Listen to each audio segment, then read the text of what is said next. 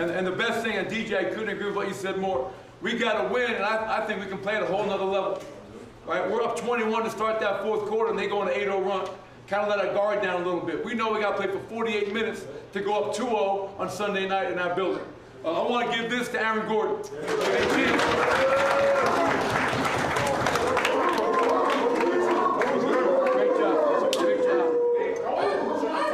Everybody could have gotten that award. Michael Porter, double-double, 14 and 12. Great job, Mike.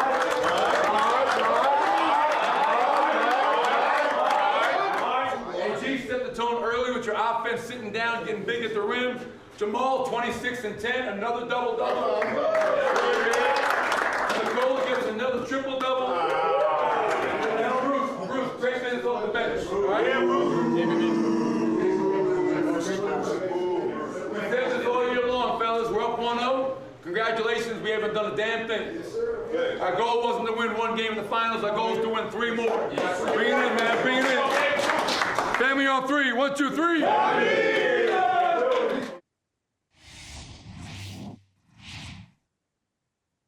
Reeta, welcome. Happy Friday. We made it. Happy Friday, the day after game 1 of the NBA Finals. We just heard from Mike Malone. We saw the Nuggets post game in their locker room. To me, we've been talking a lot throughout this NBA postseason about heat culture, but I just thought that video, with Mike Malone talking to his squad, like, I don't know if we're giving Denver's culture, enough credit. They may not have like a catchy little slogan, but to me, the way that he, gave Aaron Gordon his shout outs for the huge game he had and awarded him that big old chain. And then, like shouting out, it's almost like, yeah, Jokić, you got another triple double, but right. Another one. Callie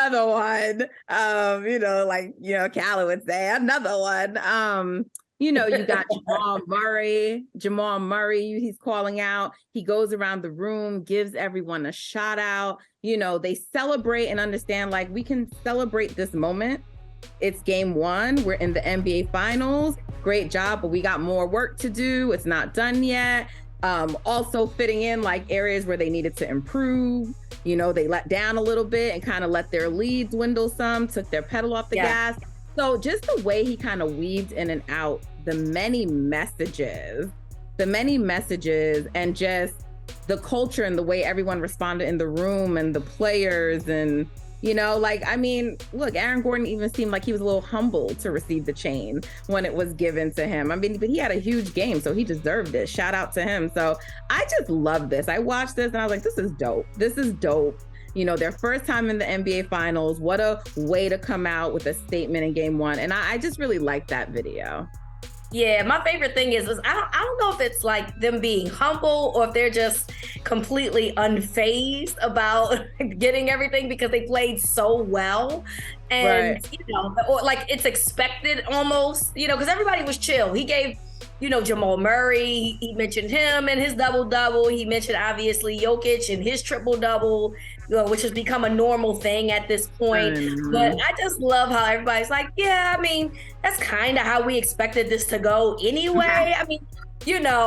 So I'm just glad that you're acknowledging it, but like, we knew this was going to happen. So, And that was sort of the tone, right? Yeah. Of like, I don't know if I caught a little bit of some of the post games and like, they were just like, I think someone had like asked Jamal Murray, like, is it like a testament to you guys? I'm paraphrasing in terms of the variety of ways you can win the game. Cause some would say like those who cover the Nuggets and even them would say like, they actually didn't play their best. They didn't shoot that well from 3, they were living inside. Their size was certainly an issue for the Heat, but some would say they didn't even play like their best basketball and they won handedly. And we'll get to the Heat and what they can do a little later, but they were like, we can win in a variety of ways. Like, just hella nonchalant hella nonchalant. And honestly too, Nat, they can win in a variety of ways. Obviously, when they start hitting their threes, because they only had 29%, they only made 29% of their threes. And so I'm seeing a lot of people that are Heat fans in social media land saying, oh, well, we didn't make our threes. Well, yeah, but you made 33% and they made 29%. So I'm trying to understand, the math that I understand says that 33 is higher than 29. So that's not what happened. The issue is not what happened. And you see, I put that on my feed, is that the Miami Heat is just too small, because when it comes down to it, the numbers in the paint, the Nuggets outdid the Heat in the numbers in the paint. Then you start looking at the fouls. It was double. I think 15-8. Miami had that many fouls against the Nuggets, which tells me, that's an indication to me that you had to foul them because they're just too big.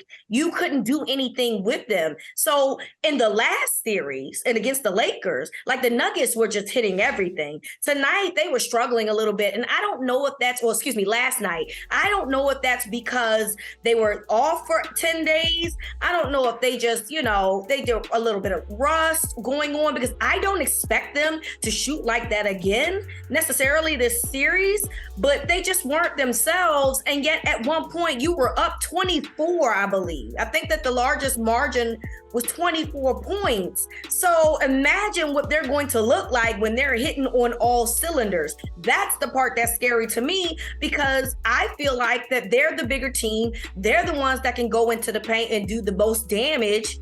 I just feel like this is their time. It just feels like that this is the Nuggets' time. Yeah, we've been talking a lot about that this week in terms of whose time it is. And for me, I love watching this without a vested interest, because it feels like both of their times to me, honestly. Obviously only one can win, but up until this point, and it's only game one, it's felt like the Heat's time too. They beat teams that they weren't supposed to beat.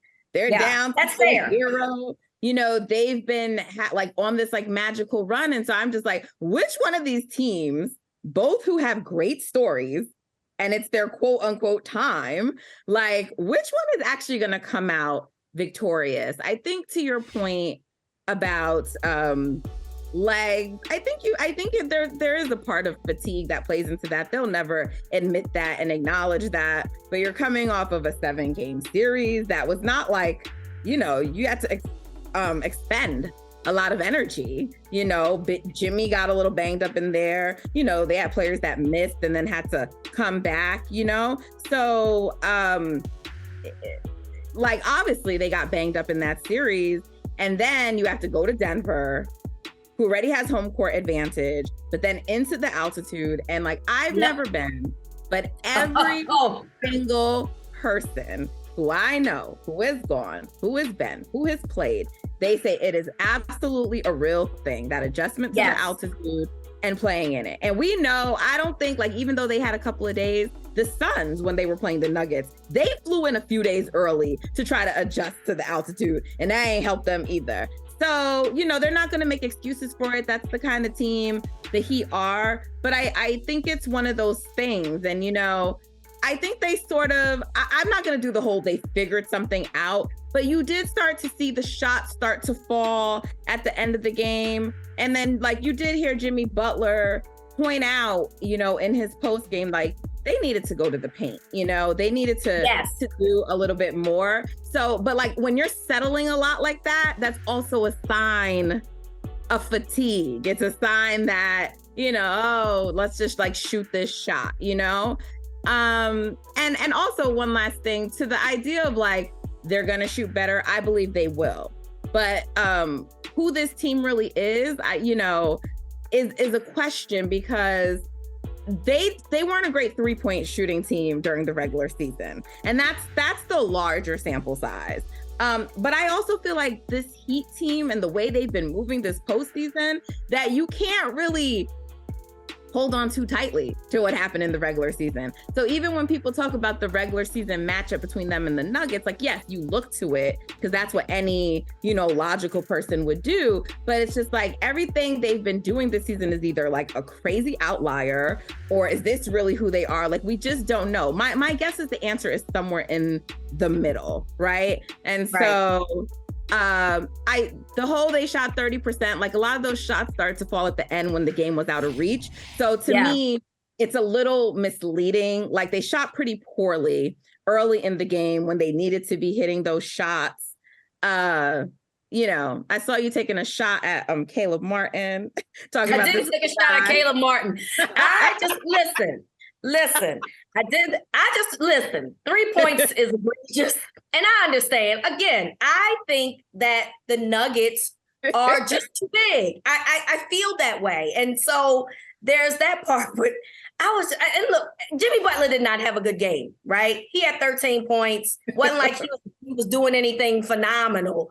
But I just so happened to be like, wow. At one point in the fourth quarter, I said it was like zeros across the board. And I was like, wow, are you supposed to win games like this when guys aren't, playing well? I want to get back to your point though about Denver. I don't think that that's an excuse. I've been to Denver, and quick story, I went to a game in Denver, football game, but nonetheless a game, in an arena, and I danced for, I don't know, not even hard, but like a minute, not even a minute, had like a little jig.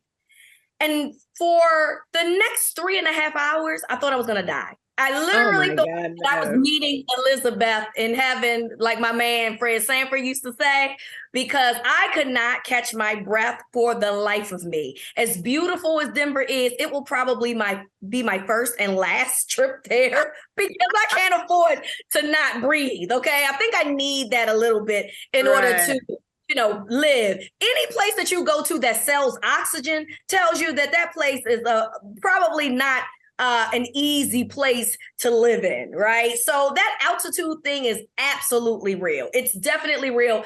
Add to the fact, like you said, that they played Game 7 in Boston, and they really didn't have any time off. They had to literally travel, try to get their own selves acclimated, and then play a game. I'm sure that helped them be sluggish. Do I think that Miami is going to be like this every single game from this point on? No, I don't. I do think that they'll find a way to figure it out. That being said, we talked about Miami in terms of how they weren't shooting well. But again, we talked about this in the beginning of the segment. Well, neither did Denver.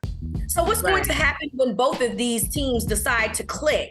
Do we think that Miami has an absolute chance, or do we think that Denver is just going to be that too good to overcome that thing? And that's the part that I'm curious about. I do think that, if both teams find a way to get on their cylinders, I still think that Denver has the more power, and I don't think that Miami will have enough. I think Miami makes it closer. And I think that Miami could potentially get, some games out of this, but I don't necessarily think that is the series. I just think that the Nuggets just have everything right now. And this is not to disrespect what the Miami Heat has done, because what they have done has been remarkable thus far. And I think we have to give them all the credit in the world. But they're the eighth seed. You've been on here calling Jimmy Himmy all postseason. So you've been all right. So you've been giving also the eighth seed. They didn't belong here, Nat. Like, let's be real, right? We didn't see I mean, listen. Jimmy Butler said that is not true. He said that is not true. Yes, he did say that. And I love a confident man. I love a person that's willing to stand on it, right? And he stood on it. But they were the eighth seed. I mean, we just have to be honest about how they got here. And I think that it's fair to say that a team that's the number one seed, that has a guy that does triple doubles literally in his sleep, they're going to be the team that's going to be hard to beat and not the other way around. And that's really what this boils down to. Okay. Did you have a pick in this series? I picked Denver. I mean, In how many games? I said 5, but I wonder if I would like to see, Miami fight. I want to see them fight. I just don't know where that's going to come. You said that they mentioned that they wanted to get in the paint. Okay, but who's meeting you there when you get there? It's a big guy over there in Denver. What's going to happen? Denver is not some crazy defensive stopper team. No, they're not. And that's very true. And you're right about that. And then we know that the Heat has this very crazy zone thing that they do. So they're not out of it. Man, listen, if the threes ain't gonna rainbow like they want, and they have to go into the paint, I just don't know how this is gonna turn out. That's all I'm saying. I hear you. I mean, I picked Denver 2 and 6, but I'll just say this last thing before I go, because we have some company helping that coming that will really help us break this down and knows, one of these teams very well, but knows everything. And that is Nekias Duncan. So can't wait to see him. But, I think that with the Heat, this is what I think it comes down to. Denver is clearly the better team. They are clearly the more talented team.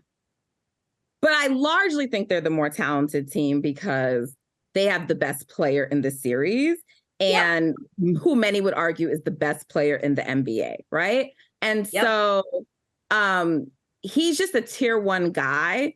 And when you, typically speaking, in NBA history, when you have the best player in the series, that creates like just another level of advantage to you. And as great as Jimmy, the Butler, Himmy, Buckets, playoff Jimmy, all the nicknames, all of them has been, he's not that level. He's not that level of player. And even if he can be that level of player, he still has not demonstrated the ability to do it consistently, which is how the Celtics were able to come back in the last series after the Heat went up 3-0. Literally, it was Jimmy. Jimmy plays better in game 4, in game 5, like any of those game 6, and the Heat win. And that's why people were saying Caleb Martin. Which is very odd because I think Jimmy had like 29 points in game 4, but I don't know. I mean, no, but it was a lot of his no. It's just he was not being impactful the way he needed to be. He was shooting poorly. He was very inefficient. He didn't have the impact he needed to be, And I don't want to say anyone who's putting up stats is empty. That's not the argument I'm trying to make. But you can have a big game in terms of the counting stats and it not be a great game, And sure. And that's a fair argument for sure, right? But I think what is considered a bad game is subjective, right? And I think that's the part that, that's the part that where we go, because to me, yes, he struggled and that's completely fair. But I think that there's a part of where your teammates are supposed to back you up. That's what they're supposed to do. And they did. And that's why we're saying, but they did. And that's why we're saying, if he would have did, because the role players in Miami, they played. Remember, they lost. Right. They lost Gabe Vincent for a game, but Caleb, that's why his name was in conversations. So it was your squad is showing up. Where are you, baby? Where are you, Buckets? We need you. And so, and he said it, I believe it was in game 6. Look, if I just play better, we win. So, he knows it. Everyone knows it. It's not to say he wasn't great, but my only point was just the consistency. It wasn't an awful, he was awful, but he wasn't impactful. He wasn't impactful the way that you need him to be. And they need Jimmy. No, putting up 35 in Boston, baby, that's pretty impactful to me. In Boston, game 1. Yes. No, but I'm not saying the whole series. I'm talking about consistently over the series. Sure. The margin of error in this series is not there. To me, the difference is not really the size. Yes, Denver has the size advantage, but it's that Denver has more versatility. They have more ways that they can play, and they have a larger room for error. So when you ask the question, what happens when they start hitting their shots? Well, yeah, if the Miami is hitting their shots, it will still be a competitive game. But if Miami isn't hitting their shots, then we got problems because they just don't have as many different options of where they can go. So let's go. Let's go, because we got Nekias waiting, and I know that he will help us. He will help tell us what the Heat have to do. So we will be. Because we need to know. Back. We need answers. I need answers. Okay, because I'm thinking about putting 4, not 5, on the Nuggets.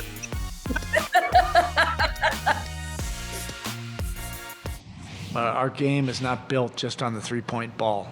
That we've proven that time and time again. We can win games, we can win series, regardless of how the three's going. But we also have ignitable guys.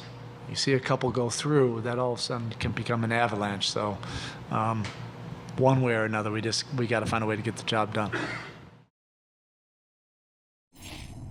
Bam, I promise I'm not trying to get you fined, but two foul shots to 20. That's quite a discrepancy, but it doesn't seem like you guys are complaining about the officiating. If I do say something, will you take the fine? Like I said, I just feel like we can't even get into that. We can't let them dictate the game. I just feel like we took a lot of jump shots, and we missed a lot of them instead of getting to the basket. Like I said, we're gonna watch film and get back to the drawing board. Why do you think the offense struggled so much to find its rhythm throughout the night? Probably because we shot a lot of jump shots, myself probably leading that pack, instead of putting pressure on the rim, getting layups, getting to the free throw line. When you look at it during the game, they all look like the right shots, and I'm not saying that we can't as a team make those, but got to get more layups, got to get more free throws. And whenever you miss and don't get back, the games get out of hand kind of quickly. We gave up too many layups, which we also can't have happen. But that's it as a whole. We got to attack the rim a lot more, myself included.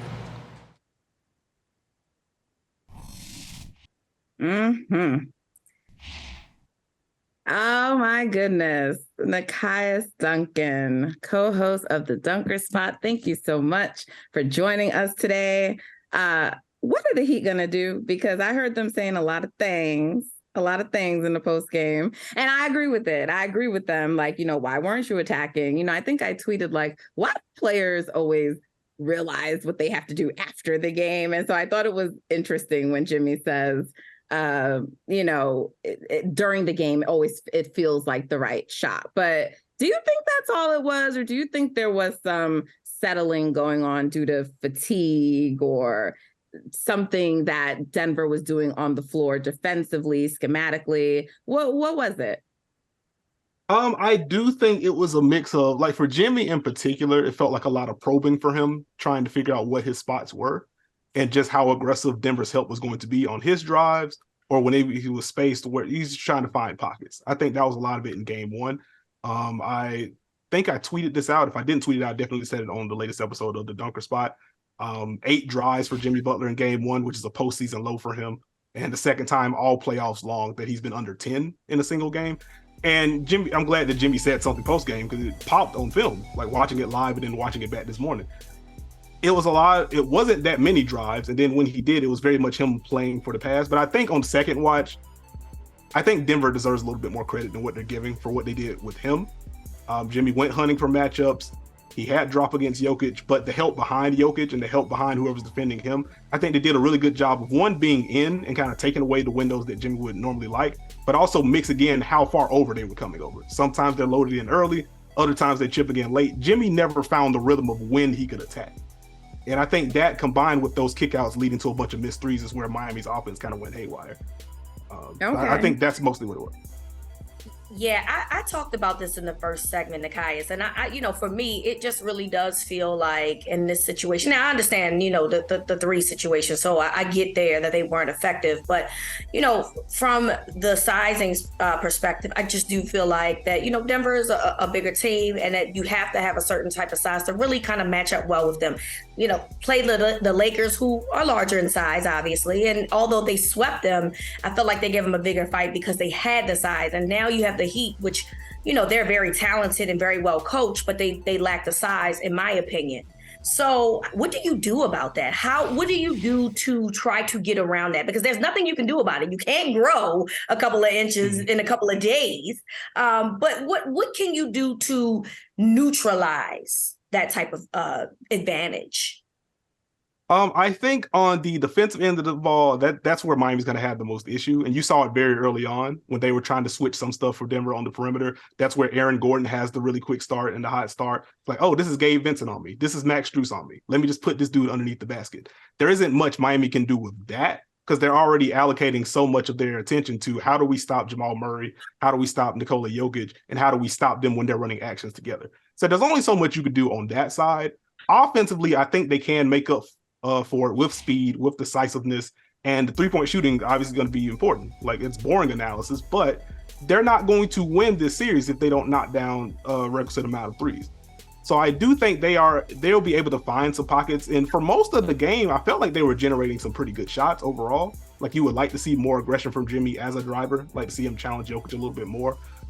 We saw the most aggressive game of Bam's career, really. In terms of shot attempts anyway, that was a career high for him. But also, he found pockets of space all game long, and he was able to convert a lot of short jumpers, little push shots. He may just have to take an extra dribble on some of those short roll opportunities. And if the help is small, then get all the way to the rim, try to draw some fouls there. I'm glad he didn't get himself fined post game when he was asked about the free throw disparity. I do think a lot of that was just the product of the type of shots Miami was taking. It was a lot of mid-range jumpers. It was a lot of threes. 2 free throws though, Nekias. 2 free throws. That's like the lowest in playoff history. Yeah, and like 6th lowest like in NBA history or whatever it is. I mean, it's that. Come on. That's nasty work. Yeah, it's nasty. It's so like the 6th game in NBA history, regular season or playoffs, where a team attempted 2 or fewer free throws. That cannot just be. And you know what? I think I'm sensitive to this as a Warriors fan, because it's like this notion that like you don't get fouled if you're jump shooting. Like, do jump shooters not get fouled? Because they do. It's like you can only draw fouls on attacks. Like, come on, Nekias. They do. But again, you think about how Denver defends, like especially with Jokić defending pick and rolls. He's normally at the level of the screen. So a lot of these slip passes to Bam or whoever's rolling into the space, it's a lot of space for them. And you think about the shots that Bam was taking, it's a lot of short jumpers, it's a lot of push shots. The help behind that is small. So it's Bam shooting over the top of people. And that's where I feel like, I don't think anything was like Bam's fault in game 1, but I think an aerial growth, if he gets those short roll opportunities, he probably has to take another dribble or two and turn this 9-foot jumper into a rim attempt. And that gives him a better chance of getting to the free throw line. I think that's where, again, 2 is just start to look at. And you go back through the film, like maybe you can find a few plays where like, okay, this was contact. It probably could have been enough to get free throws. I can see where the refs didn't call that. But conceptually, it is a product of the type of shots that Miami was taking. Not necessarily threes, but even the open shots they were getting inside the arc. They weren't the type of shots that are challenging someone to draw a bunch of fouls. So I'm not surprised it was low. I'm surprised it was 2 and it was a playoff record, but I'm not surprised it was low overall. Okay, so you thought it would be more than 2 at least, right? They're not going to win with 2 free throws. Right, exactly. So I need you to answer something, because there was a lot of talk around the 3-point shooting. And we saw so far this postseason, Heat fans came for me because I was just like early, like from the Bucks series. I'm just like, oh, at some point they're going to regress to the mean, because like they don't shoot like this, right? At least based on the regular season. And now they're shooting like a completely different team. And I was like, well, I think maybe the answer is somewhere in the middle and there will be some regression. So, because they did generate still a lot of open shots. Like they had a lot of butt naked open shots that they just did not make. So what kind of 3-point shooting team is this team really? First part.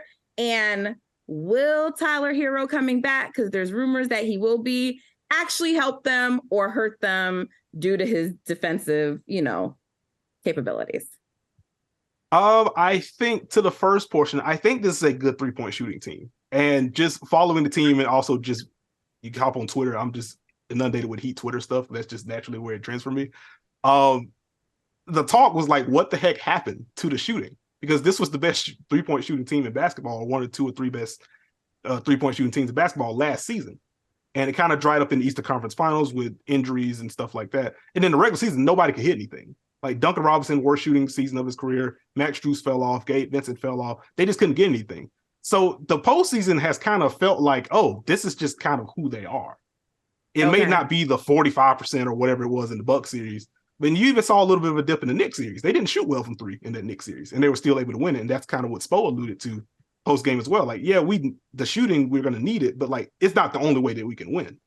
So I think they are a good 3-point shooting team, and I think the postseason has mostly been a return to form, and even before that, because they were a top 10 offense closing out the season after being one of the worst offenses in the NBA for most of it. So I think it's been a long trend line to, okay, we're back to who we are now. And then to the second part, I do think Hero can help open up some stuff. I think his pull-up shooting will be important. And I guess just based on how Denver defended some of the shooters in pick and roll in game one, Max Strus and Duncan Robinson in particular, like that was when you saw Jokić coming up to the level. If it was Gabe Vincent or if it was Caleb Martin, then he's dropping. Jimmy Butler, they're dropping. I would assume Tyler Hero would also get Jokić up to the level of the screen in pick and roll. So that may be more opportunities for like Bam to short roll, and then that turns into shots for him if he get to the rim, or that's kick outs and they get more open threes out of that and making Denver rotate. So I do think he can help.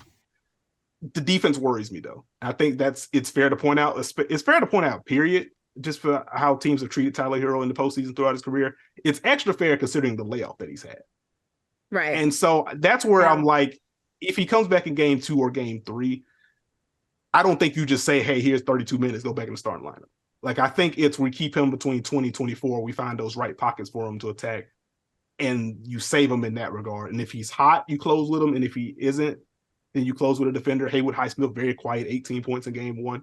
Like, maybe he's someone you close with alongside Caleb Martin, Bam, Jimmy, insert guard here. But I do think there's a place for Hero in this series.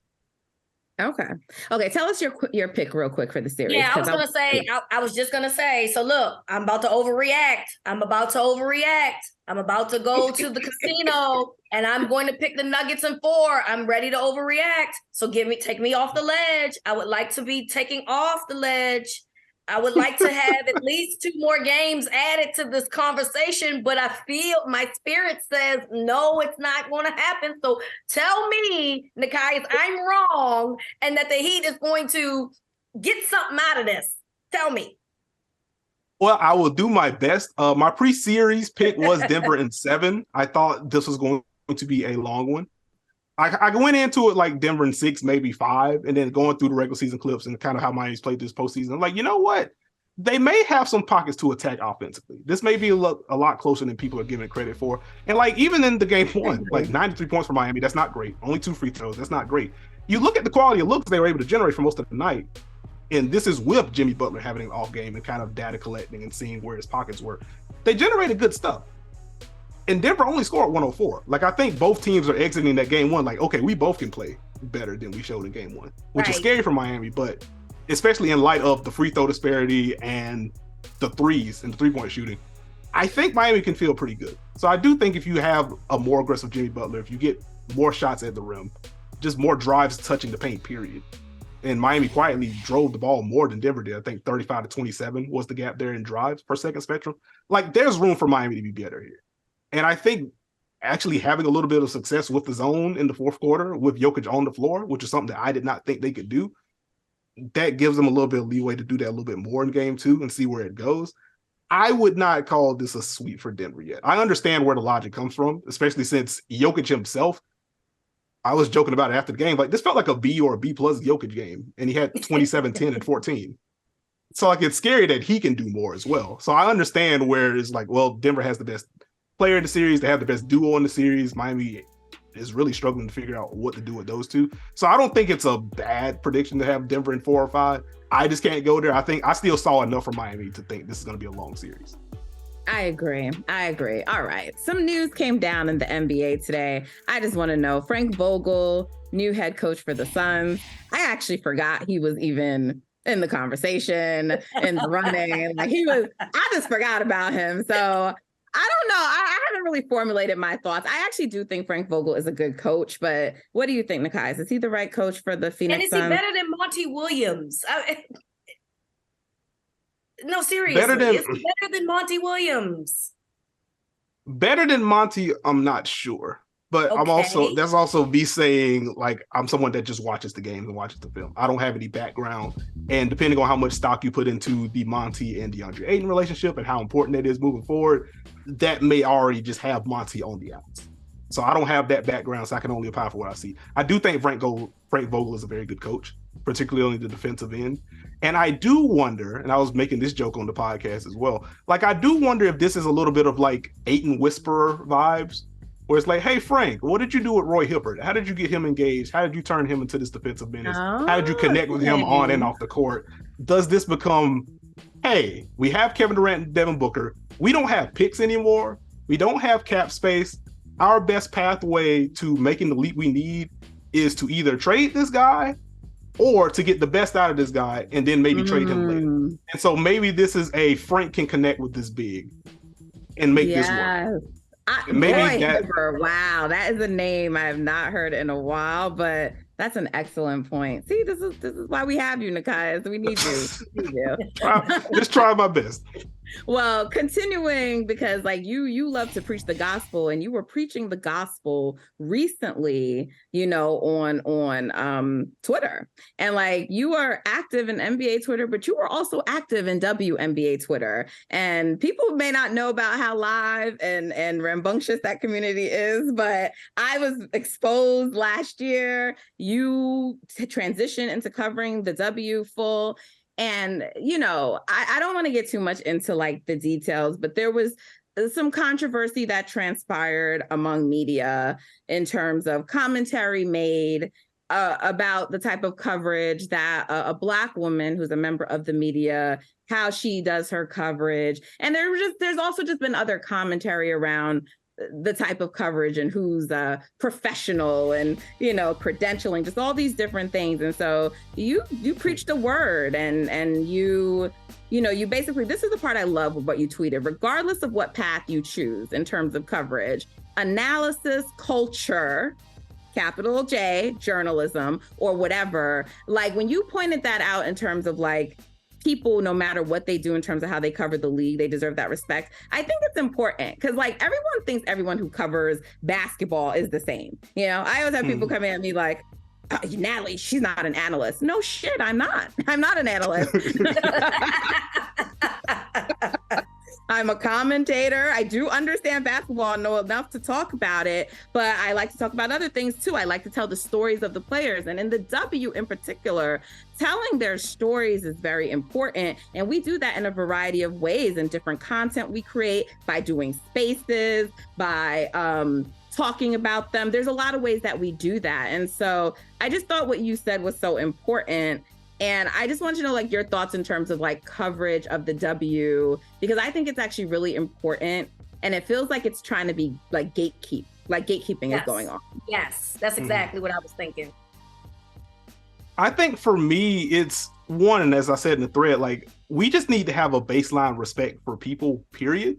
And that's, obviously that extends outside of sports, but in this space in particular, there needs to be a baseline level of respect. One, because it's the right thing to do. Two, we're all trying to grow the W in our own respective ways, and we should all be working towards that goal together. And the infighting doesn't really help, especially when you're trying to draw more people in. Because if you're trying to draw new people in and they see y'all arguing, y'all can't get on the same page. What incentive do they have to just kind of follow along with their own accord? Like some may still do that just because they had a genuine interest in basketball itself, but it makes it more difficult when we don't have that collective vision. So like, I would just like to see the general respect across the board. I don't like seeing people get disrespected. I especially don't like seeing Black women get respected. And that's part of why I made the thread. Like, hey, I see it. I'm not in it, so I'm not going to make myself the main character. And I think zooming out, like, as someone that's relatively new in the space and just in general as a Black man, like, I recognize my role in, like, W Twitter. Like, in terms of analysis, like, I'm just doing the film stuff. I feel like that's my lane. I do X's and O's stuff. But in the space as a whole, I am very much an amplifier in this regard. Like, I am not a main character in WNBA Twitter. I never will be. And I am okay with that. I don't want to be. My job is to grow the game in the way that I can. And for the people, and specifically the Black women that have come before me in that regard, if they're telling the stories of the players or if they're just doing their own thing, trying to build their own platform, I use my platform to amplify that. Like, I feel like that's the easiest way and the smartest way to do that. And so that's kind of where the thread came from. Like, hey, we don't need to do all this. Like, this is wrong. Apologize, do better moving forward. And then overall, let's respect each other. Let's do this thing. Like, it feels like the league is really in this inflection point with growth. We're seeing it in the numbers. We're seeing it reflected on our own personal timelines with people getting into it. This should be fun. This should be an exciting time. Like, we shouldn't be pitted against each other. That's just kind of where I came at it with. For sure. I said like in my feed, like protect, the Black women who are covering the W because they're so important. And their voices aren't always the loudest or always the most heard or represented, but it's actually really important that the people covering the league also, the players have people who look like them, that's not limited to the W, but it's really important. So thank you for that. Speaking of coverage, Diana Taurasi made a statement recently, and the fact that women's basketball, the players often, as they're coming up, and even currently, they're often compared to men players. And, she was graceful, I thought, in her commentary. She says, I'm confused about that. She uses Caitlin Clark as an example. She's like, hey, Caitlin Clark is like Stephen Curry. Well, why can't she be like Katie Smith? Angel Reese, boy, she rebounds like Dennis Rodman. Well, why can't she be like Rebecca Brunson? I think that's just a lack of education and research, really. And I agree with that. It is. And I'm wondering, Nekias, if you have thoughts on I do think some of it is some people maybe just being lazy, and maybe that's not the right word. I think, Diana was a little bit more graceful than me, but I sort of wonder if it's like when new people are coming in, who are new to this, and maybe their only reference point is NBA basketball, or they're more casual. I do wonder sometimes, though, if sometimes those references are used to help those people, but also at the same time, the league is far enough along now. Women's basketball is big enough now that I feel like we have to now educate, right, and move past that, so people start learning the history of the game and the players, and comparing these players to those past people. Yeah, I think there's definitely a balance to be struck, and I think it also just depends on what the medium is where you're making these comparisons. I think on a broadcast live, I think it makes more sense to go with the W/college comparisons there. Force people to do research. You already have a big platform. You're on the stage. You're on the stage live. Make those people go to Basketball Reference and see who is Katie Smith, who is Rebecca Brunson. Do that. On Twitter or other mediums like that, or you have personal friends that are trying to get into the league, I think it's fair to use that as a reference point. I think ideally, even if you're using the NBA as a reference point, find a W example as well. Try to go for both if you can. So that's kind of how I would balance it. Because I think to my own personal timeline, a week or so ago, someone mentioned me saying, hey, I'm trying to get into the W.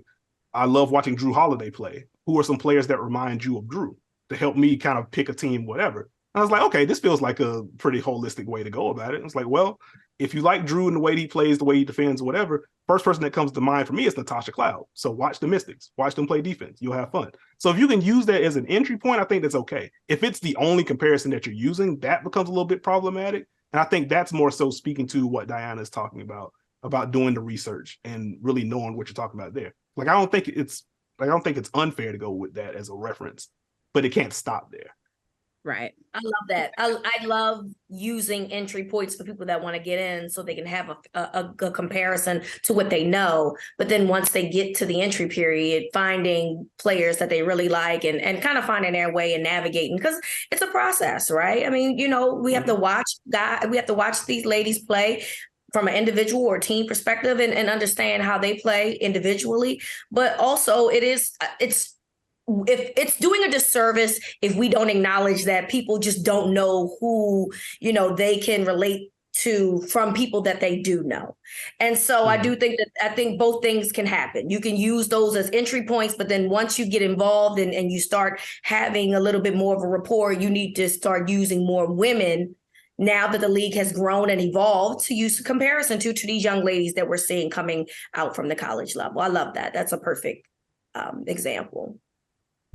Thank you. Nekias, thank you so much. Oh, go ahead. Were you going to say something? Oh, no. You're good. I appreciate y'all bringing me back on. It's always a blast. Always a pleasure. So thank you. Wise words from you always. Who do you got your eye on right now in the W? Which team is standing out to you? The Aces are the easy one. I would like for them to play a healthy team so you get a real gauge. But beyond that, the Chicago Sky, before literally everybody got hurt. I like what James Wade is doing there. And Dallas is interesting. They're really interesting right now. Come back and talk about Dallas with us. Oh yeah, we can do it. I'm keeping my brow is raised.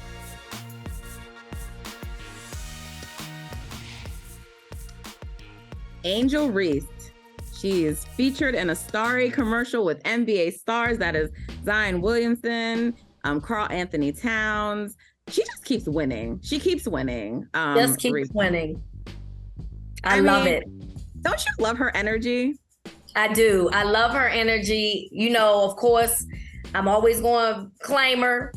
Baltimore girl. So I'm always extremely proud of anybody that comes out of here and that does well. She's done extremely well for herself. And she's in a new video with Cardi B and I don't know some of these young girls, so I can't remember the name of the other girl, but I know who Cardi B is. Latto. Thank you. Okay, girl, I don't know. I just know I know who Cardi B is. So she's in this, I think they have a remix and she's in that video. She's just been doing it. I just love to see how much praise and how much, limelight she's getting. So I can't even really wait until she goes to the next level, because you got to assume she's going to go to the WNBA, right? Like when she's done with her tenure in college. And I just feel like that just makes it more electrifying. So I'm excited for her. Like, she deserves all of this and more. Yeah, and I think that's sort of been the conversation. I don't think it will be the case for Reese, but like because she's one of the players who have these nil deals, and like it's so huge, and the amount that she's getting. And I mean, she's doing this on another level, And so it's like, is it worth it? Because, to go. And I mean, she loves basketball, and I'm pretty sure she will go. But I mean, this is incredible. And the way she's merging the culture with sports, she's, someone tweeted like she's going to be like a case study, like a marketing study. And I tend to agree. So shout out to Angel. Someone who is not doing so great off the court right now is Ja Morant. Adam Silver spoke yesterday ahead of the NBA Finals, and we don't know what's going to happen with Ja Morant, but he don't want to tell us till after the NBA Finals apparently are concluding. But it's sounding, Reeta, like a heavy maybe penalty is going to come down for Ja Morant based on the commissioner's comments yesterday.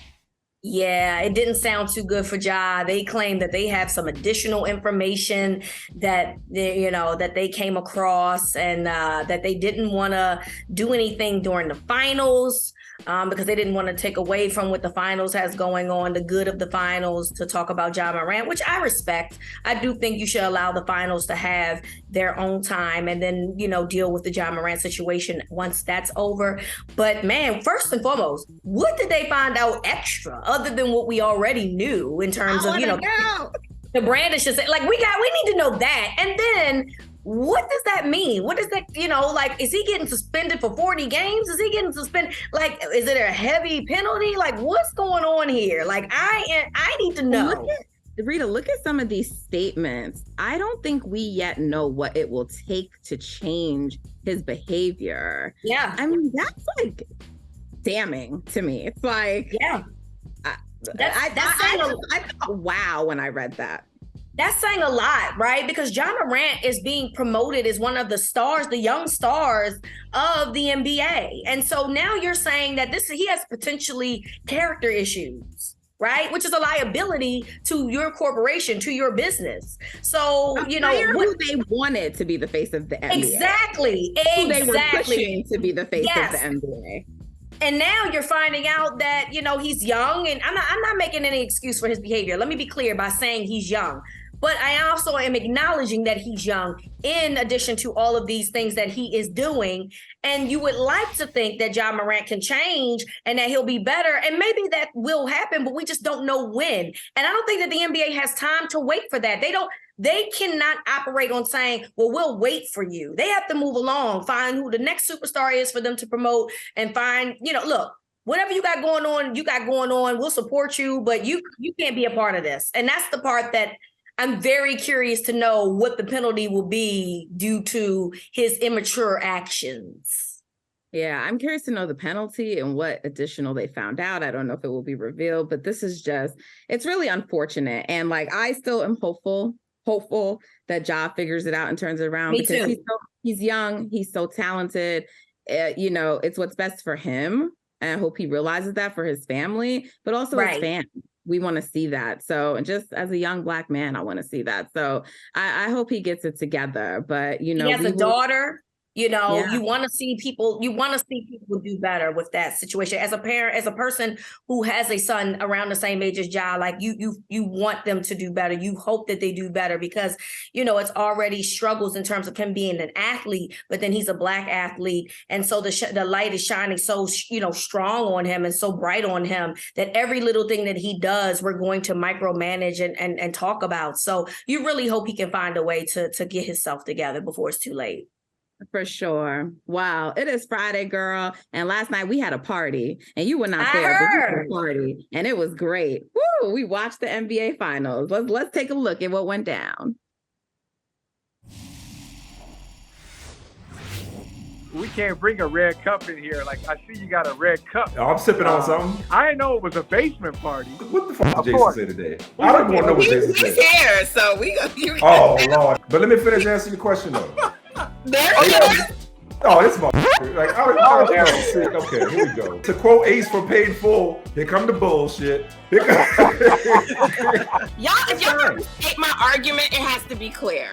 I am clear. On the other hand, Natalie, you argue. They fighting. Natalie, you argue for Embiid. Having a third MVP. You argue for Embiid. What has Embiid done in the postseason? The list of people that had 3 consecutive. So Jason, hey, Tom just Billy Hoed you.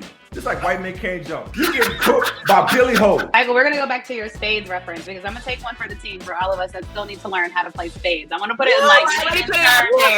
Chelsea, we're going to have an intervention in Birmingham. This is the culture finals because Denver's made of a lot of the same stuff that Miami is, right? You actually gave every part of the equation time to all marinate in the same sauce. It just, you know... Nikola Jokić looks like sentient butter, so we don't really think of them the same way as having that dog in them. Cannot be more grateful for everybody that supported this little show that could in this watch party. Oh my gosh. This is why we don't be playing. This is why Kelsey can't claim Baltimore because she's from Maryland because we play spades here. Okay. So this is, you know what I'm saying? Now I don't play spades either, so I'm not going to. Well, now we need to have an intervention. We need to have an intervention for both of y'all. No, people in the comments were like, I don't play either. So they appreciated the confession. They appreciated it. But we are losing recipes. We are losing recipes, y'all. I am very sad. But the red cup, I want to know what was in it because Smith was on fire. You and Smith's dialogue, baby, that was must-see TV. And I'm sad that I missed it. Listen, the people enjoyed it. They said it was epic last night. They loved the fight. I just want to remind people I'm Jamaican, so we play dominoes, not spades. Okay, so listen. Okay, I'll give you that. I'll give you that because dominoes is absolutely a game that you got to play at a cookout in addition to spades. So if you can at least do dominoes, you good. I'll give you that. Exactly. Well, it was a fun time. Thank you to all who attended and came out. Reeta, thank you, girl. Y'all have a great weekend. We will be back on Monday. And I'm gonna be at the next Ladies one First with my red Friday. cup.